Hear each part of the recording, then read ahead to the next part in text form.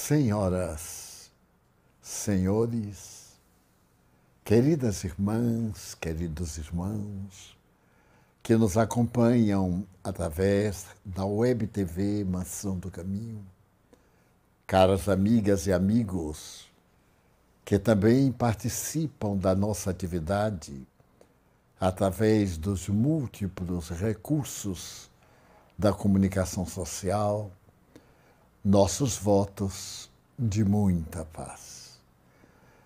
Amanhecer sempre dá uma sensação agradável de vida nova.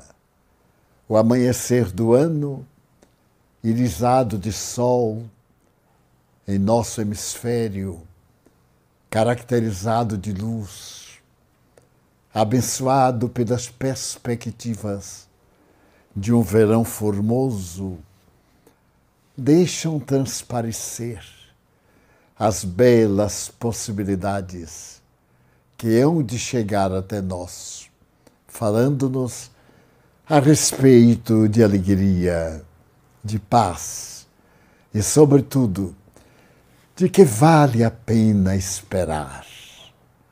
A esperança é aquela certeza fabulosa que o bem deixa florescer na terra. Há uma lenda muito curiosa. Quando tudo estava terminado na criação terrestre, os anjos dos diversos setores reuniram-se e pediram a Jesus para virem em conjunto visitar a terra. Naturalmente, o Senhor aqueceu, mas estabeleceu horário de vinda como de retorno.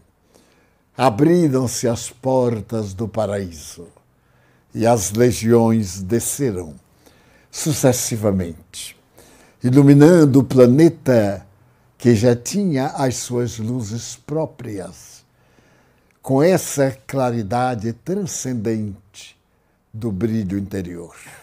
Ao cair da tarde, e à medida que a noite se foi adentrando, Pedro à porta contabilizava os anjos de retorno, porque era provável que algum se perdesse nos emaranhados caminhos de volta ao paraíso. E como o número era muito alto, ele ia parcimoniosamente, calmamente, anotando, registrando. Deveria atingir a casa de 1 bilhão. Mas quando estavam na etapa final e na característica da vitória, Pedro percebeu que faltava um anjo. Ele disse, mas como? A contabilidade aqui é perfeita. Nós temos a catraca, que não erra, e também os apontamentos. Refazer tudo isto já será o amanhecer. Mas não tem outra alternativa. Então o anjo da paz acercou-se-lhe e procurou saber de que se tratava. Ele sintetizou. E o anjo da paz perguntou-lhe, já olhou para a terra para ver se há alguma luz que caracterize o ser angélico em alguma escuridão? E Pedro disse, não me ocorreu. Olhemos ambos.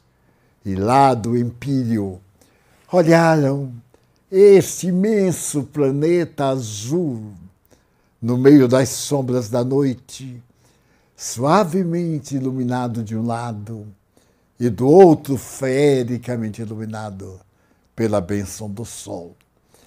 E foram observando até que na parte escura eles perceberam uma luz com a coloração verde quase desmaiada. Pedro disse, mas será? Será que faz parte dos nossos anjos, apesar da diminuição da cor? E o anjo da paz disse, como não? Ele deve estar lá há muito tempo. E o combustível que nos sustenta, mas que aurimos aqui no paraíso, em contato com a natureza humana, foi se desmaiando, perdendo o tônus, e é provável que daqui a pouco se apague. Pedro diz, mas será algum anjo nosso? E o anjo da paz olhou demoradamente e disse, não há dúvida. Note que é uma luz verde. É o anjo da esperança. Ele não pôde suportar ver as dores da terra. E eu escutei alguns comentários leves, mas aos quais, no momento, não dei atenção. Ele estava tão impressionado com o sofrimento da criatura humana que desejou renunciar à glória estelar para ficar entre as criaturas humanas, animando-as, encorajando-as, dando-lhes valor e esperança para que pudessem vencer os desafios e alcançar a madrugada de bênçãos do sol radiante no dia seguinte, após a tempestade. E Pedro olhou com interesse de ternura e se conformou que, a partir daquele momento, o anjo da esperança não ficaria mais no céu, permaneceria nas sombras da terra, no degredo das criaturas humanas, nos meandros miseráveis nos quais a dor se alojava, entre os farrapos e os desencantos, havia uma tênue luz verde que falava suavemente, espera, e que balbuciava junto ao coração, confia. E de quando em quando, como se fosse uma balada, submete-te a Deus e confia nele. Eu sou o seu mensageiro, o anjo da confiança, em forma da esperança que nunca abandonará a criatura humana. E a velha lenda parece tornar-se cada vez mais uma realidade pulsante. É provável que neste momento ela esteja com a claridade semi-apagada, porque no instante quando se ia reforçando na tonalidade verde do encanto, da saúde que ia tomar conta da terra, da paz que ia vicejar entre as criaturas humanas, uma onda de pessimismo, de amargura, um revés na pandemia temerosa que não havia alcançado a sua finalidade, haja voltado a atacar e movimentando todas as forças possíveis. O anjo, já um tanto cansado, empalideceu, mas não perdeu o brilho verde, no qual deveríamos assegurar as nossas esperanças e as nossas certezas de que tudo vai brilhar logo mais. E é por isso que, apesar das vicissitudes, das circunstâncias nefandas, a esperança, como costuma dizer a tradição, é a última a morrer. Quando morre, porque em realidade é a última a sobreviver no caos de todas as circunstâncias. Portanto, não podemos perder a esperança somente porque a noite ficou um pouco mais densa e a lâmpada verde da alegria, do reconforto, pareceu diminuir de intensidade. É como se estivesse reabastecendo-se de energia para brilhar nessa tonalidade vigorosa das matas verdejantes do mundo, que lhe fornecem oxigênio, dos mares imensos que lhe dão o plâncton, e de todas as forças cósmicas. E aquele que for fiel até o fim, que confiar até o último instante, ele granjeará das bênçãos eternas. As palavras de Jesus. Iniciamos um ano. E este ano, como todos os anos, está bordado de franjas prateadas. Porque a criatura nasceu para o mito. O ser humano é uma realidade quase mitológica. Desta argamassa celular aparecer a inteligência que pode encher a natureza de musicalidade e adornar o universo de beleza. O ser humano é o momento clímax da genialidade de Deus. A sua obra mais perfeita, que pode ser co-criadora, criadora com Ele, para que nunca desapareça do nosso universo, a presença do amor. É natural, portanto, que ainda nesse amanhecer, apesar de aqui em nosso hemisfério estar anoitecendo, mas do amanhecer da era nova, das nossas expectativas, dos nossos sonhos, das nossas alegrias, das nossas certezas, da nossa esperança de felicidade. Então, eu me recordo que faz 8 a 10 anos que foi traduzido para a língua portuguesa uma obra best-seller nos Estados Unidos.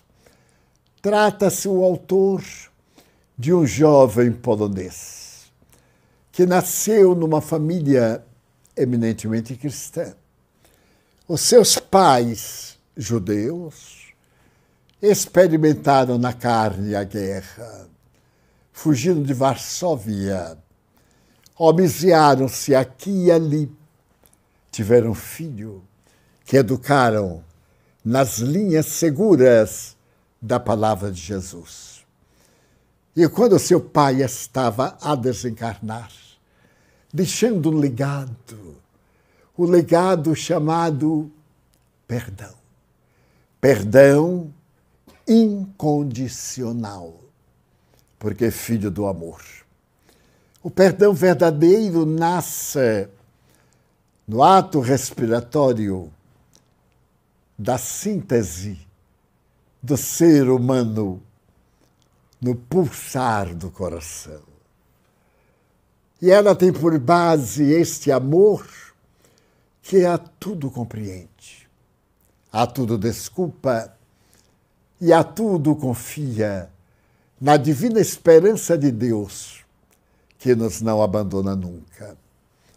O jovem transferiu-se aos Estados Unidos e no barato de mais de 2.000 denominações religiosas, no solo do tio Sam, ele apresentou.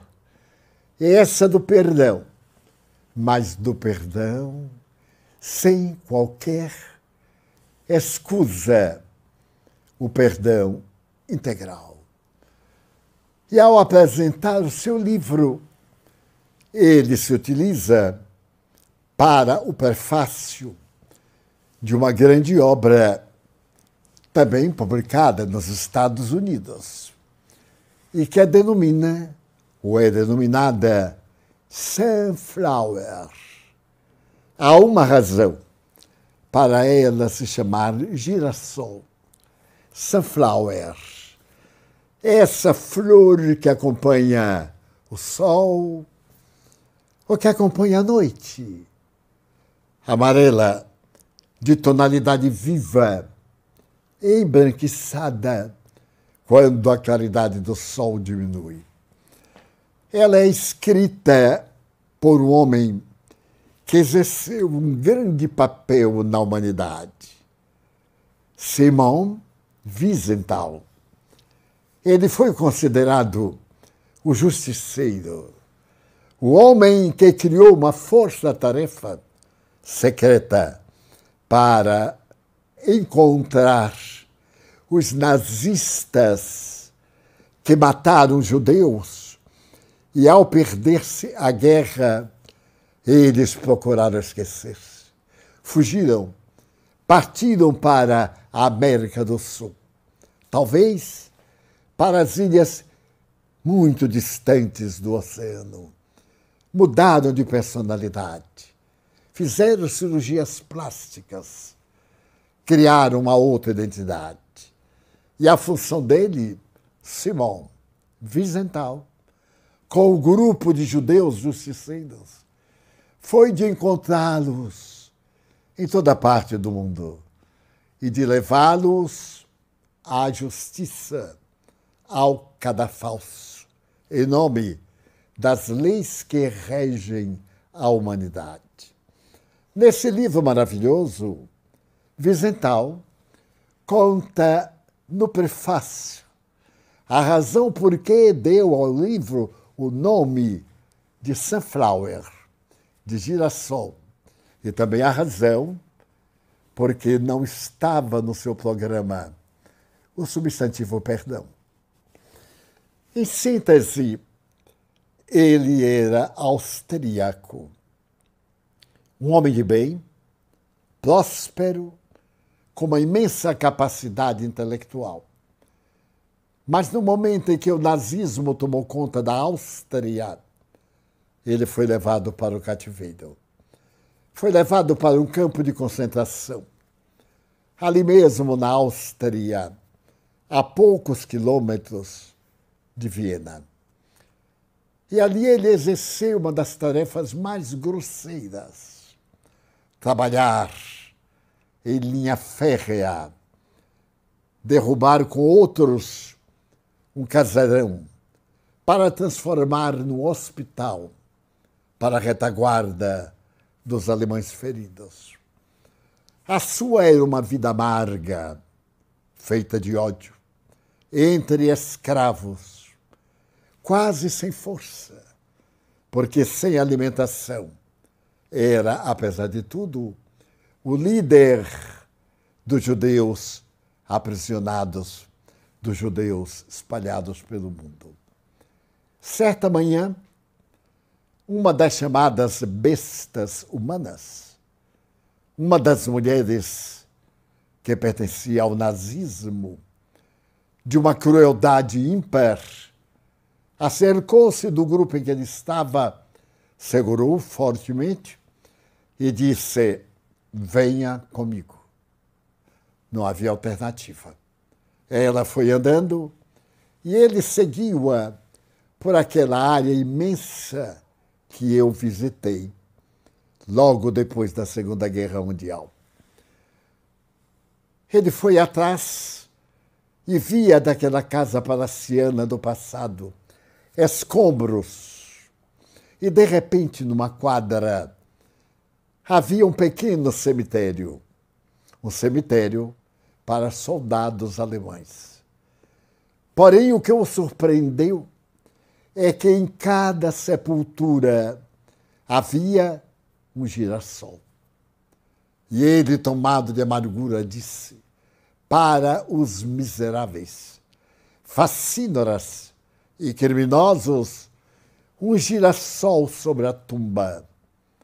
E para nós, servidores de Deus, crentes no Deus único, uma vala comum, ou o forno crematório.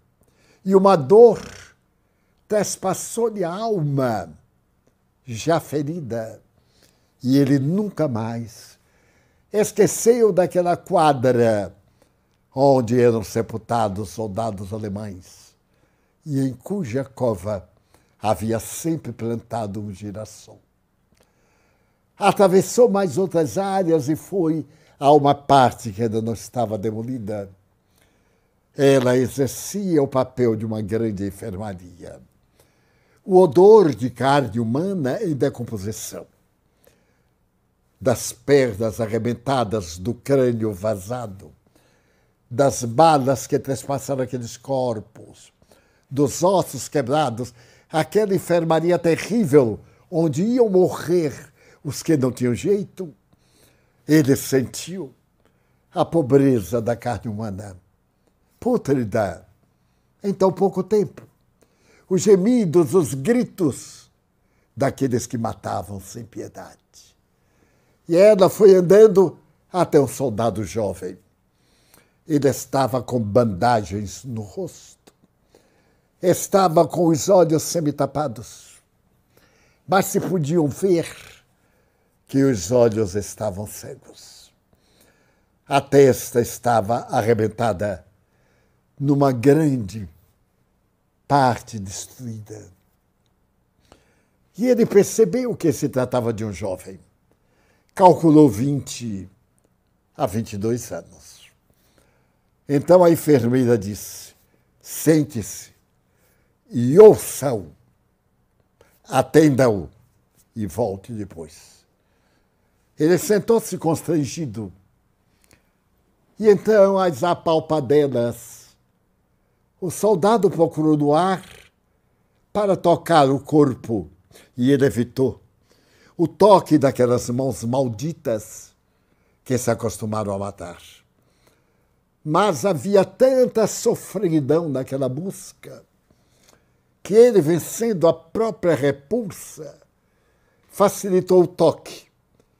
E uma mão fria, manchada de sangue, tocou-lhe a pele e ele perguntou numa voz rouquenha: é um judeu? E o judeu respondeu com ênfase: sim, um judeu. E ainda existem judeus? Sim, existem. E à semelhança dos grãos de areia das praias, como disse o pai Davi, eles existirão sempre. Então o soldado disse: não se ofenda. É que eu tenho ouvido falar que eles foram exterminados. Não. Não fomos exterminados. E aqui eu estou. Sucede, disse o rapaz, que eu estou morrendo. E necessitava de falar a um judeu. Mas você é um judeu por hereditariedade, longínqua, europeu, ou é um judeu de Israel? Eu sou judeu, nascido na terra do Senhor, na cidade sagrada de Deus, em Jerusalém.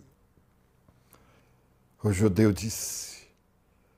E logo o rapaz perguntou: não está me enganando? Porque eu não posso ver. Ele disse: não, eu não enganaria ninguém com uma coisa tão sagrada como ser judeu. Houve uma pausa. E o rapaz disse: eu sou alemão.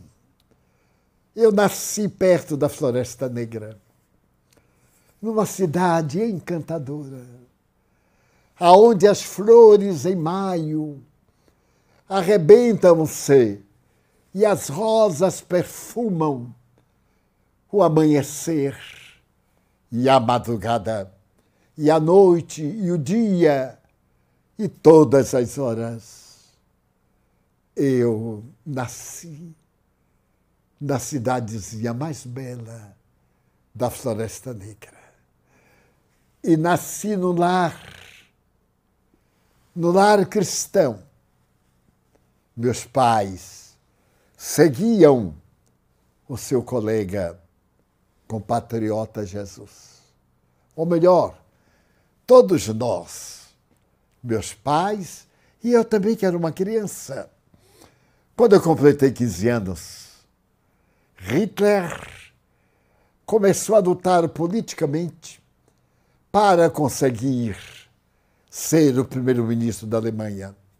Minha mãe me disse: ele é um demônio. Esse homem tem um demônio. E ele veio destruir a Germânia.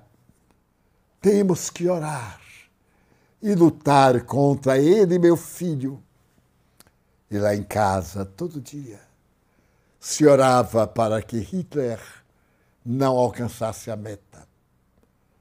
Mas quando eu completei 17 anos, eu deixei de odiar Hitler, porque ele fez o discurso para a juventude.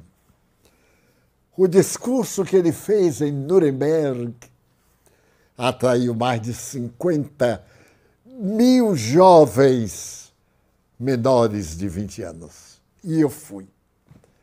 Eu fui e vi. Quando foi necessário saudá-lo, mais de 50 mil braços direitos se ergueram para gritar: ai, o Hitler é o chefe do Terceiro Reich. Um entusiasmo estranho daquela gritaria infernal fez que, ao terminar a solenidade, eu me matriculasse na juventude hitlerista e me tornasse um apaixonado pelo Reich, pelo chefe. Naturalmente, depois do treinamento, eu fui destacado para perseguir judeus. Eu estava com 19 anos e tinha um faro para encontrar judeus. Matei-os com meu pelotão em uma grande quantidade. Você é judeu? Diga-me. Afirme se você é judeu. Porque eu necessito de fazer uma confissão. Mas terá que ser ao judeu. Só um judeu me pode ouvir. Você é um judeu? Eu tenho a maior honra e glória de ser judeu. E lamento que você não me matou. Para eu ter a honra de ser uma vítima do Holocausto. Não tenha ódio de mim. Ouça-me.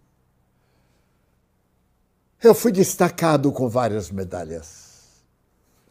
Mas não há muito, estava na Polônia e fomos destacados para encontrar uma aldeia numa floresta para onde muitos judeus fugiram. E a minha tropa foi elegida. Adentramos-nos ao entardecer. Canhões, cavalaria, artilharia, e encontramos a noite. A noite sombreava o casario de madeira e todos dormiam.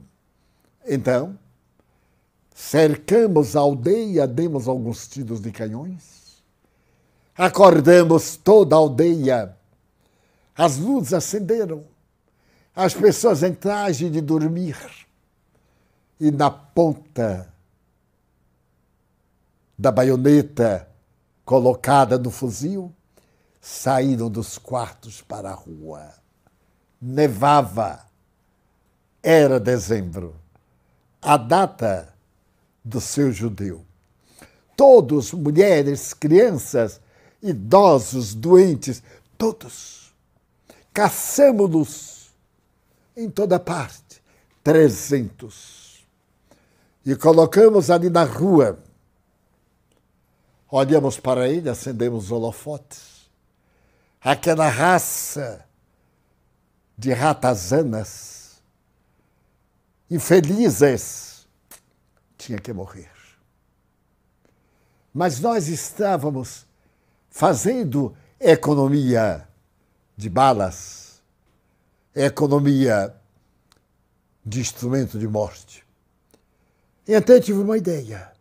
Havia uma casa de madeira de 3 pisos. Mandamos esvaziá-la e obrigamos todos, 300, entrarem na casa, lotarem a casa, encherem o térreo. Depois, o primeiro piso, depois o segundo piso, até o terceiro, porque o térreo era uma espécie de sótão para baixo. E todos assustados, trêmulos, gritando, crianças chorando, doentes arrastando-se. E nós arrastávamos e jogávamos lá dentro. Trancamos as portas e as janelas do segundo piso para baixo. E por uma janela atiramos gasolina. E depois um archote aceso. E a gasolina imediatamente começou a arder. O cheiro das carnes humanas, a gritaria infernal e a subida na escada, enquanto era devorado o térreo e o primeiro andar, eram. Eles corriam para o próximo, subiam para o próximo, subiam. E as labaredas também. E nós, cá embaixo, olhando. Eu tirei o revólver, porque podia algum covarde pular para salvar a pele. E, de fato, à medida que as labaredas chegavam, muitos não aguentavam e voavam pela janela. E nós praticávamos tiro ao alvo. Eles estavam mortos de qualquer jeito. Você é judeu? Realmente você é judeu? Sim, sou judeu. Porque é agora que eu quero me confessar. Nesse momento eu vi, lá no terceiro andar, um homem carregava um filho no braço, tapava a boca e os olhos. Ele se aproximou da janela e pulou. A roupa já estava queimando. E eu dei-lhe um tiro de misericórdia. Ele caiu morto em cima do filho esmagado. Então, neste momento, apareceu uma mulher. Ela olhava entre as labaredas e a fumaça. Ela procurava alguém. E porque não visse alguém, ela olhou para a janela aberta, retrocedeu, correu e jogou-se. E caiu ao lado. Devia ser a esposa dele. E eu olhei. Nesse momento aconteceu uma coisa. Apareceu um jovem de 8 anos, ou 10. Os olhos brilhavam, o rosto macilento. Ele estava magro. Eu podia ver que ele todo tremia. Ele então olhou para baixo, enquanto eu olhava para cima. E os olhos dele caíram nos meus olhos. E nós nos olhamos. Ele pareceu abrir a boca. Ele parecia pedir socorro. E foi se aproximando da janela, olhando para mim. E eu não podia tirar os olhos dele. Ele subiu no parapeito da janela e saltou na minha direção, como se eu pudesse pegá-lo. E caiu aos meus pés. Eu ouvi o estouro do crânio batendo nas pedras.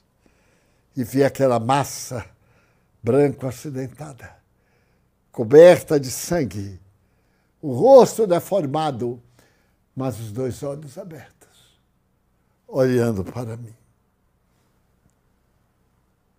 Foi o dia pior da minha vida, porque eu me ajoelhei e tentei fechar aqueles 2 olhos. Mas os olhos continuam abertos, me olhando. Foram retirados os cadáveres. Os olhos ficaram me olhando aonde eu ia. Os 2 olhos daquele menino, eu também já havia sido menino, pedindo misericórdia. E eu não fiz nada. Você é judeu. Eu tenho que fazer um pedido, mas tem que ser um judeu. Eu quero pedir a um judeu que me perdoe. Ninguém me pode perdoar, assassino covarde que sou. Mas um judeu pode. Olha aqui. Aqui está a minha medalha. Eu vou morrer hoje. Vou deixar a pensão para você. Eu acho que você vai viver. Guarde a minha medalha e guarde também a minha identidade para receber minha pensão. Eu olhei para ele assustado. Não quero sua pensão. Eu não quero nada de um nazista, de um assassino nazista. Perdoe-me. Por amor àquela criança. Perdoe-me. Mas eu quero lhe fazer um pedido. Se você não morrer, vá visitar minha mãe. Ela mora pertinho da Floresta Negra. Papai deve ter morrido na guerra. Mas ela, eu tenho certeza que ela espera por mim. Ela ora ao seu Deus, ao seu companheiro, àquele judeu cujos parentes eu mato. Ela pede ele por mim. Diga para ela que eu morro cristão, que eu me arrependo. Não conte o mal que eu fiz. Ela sempre me teve como uma pessoa boa. Diga que eu lhe falei para que ela soubesse que eu morro amando Jesus Cristo e pedindo a Ele, que é judeu, que me perdoe através da sua pessoa. Você fará isto? Eu me lembrei da mãe dele. A dor que ela iria sentir se eu lhe dissesse que o seu filho era um monstro. Isto se eu não morresse. Levantei-me. Ele disse: dê-me um pouco de água. Havia um copo sujo, com moscas e águas. Eu peguei dele. Ele sorveu trêmulo, metade perdeu. E então tentou levantar-se. E eu pude ver o olho vazado. E ele perguntou, com os lábios que eram uma ferida sangrenta: você é capaz de me perdoar, porque eu matei judeus? Eu olhei para ele com ódio. Eu olhei para ele como o menino que ele matou.